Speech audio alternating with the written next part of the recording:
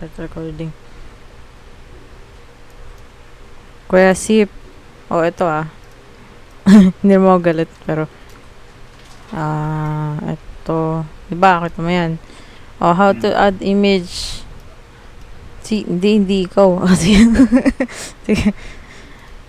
Add to, ano na lang, ito na lang. Punta ako, nawala yung view. Yung view. Nawala yung view, so, ito tayo general. Tapos, asan yung view? Nawala ako siya. Outliner, node editor. Ay, hindi. Baka lang.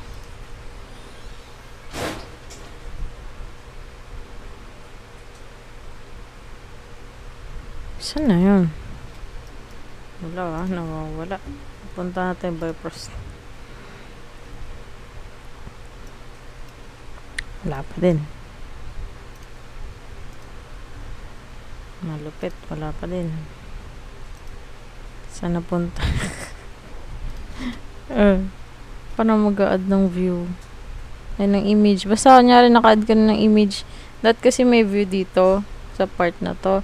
Tapos, app view, image plane, tapos lagay kung nasan yung file mo, kung nasa desktop, kunin mo, yun. Pag nalagay mo na siya, ganito, wait, balik tayo perspective.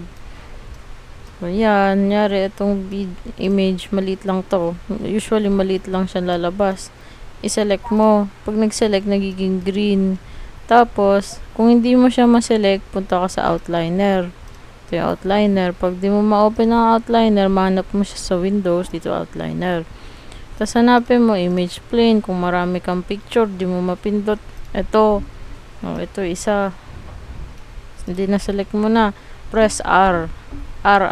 Press R. Tapos lakihan mo.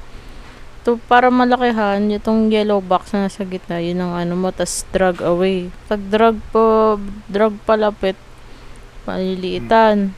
O, di kung itong gusto mong itong red or blue, itong green, papahaba o ganun. Medyo sira yung pivot point ko So, hindi ko siya ma-demo. So, yan. Lumalaki naman yung image, Yun lang.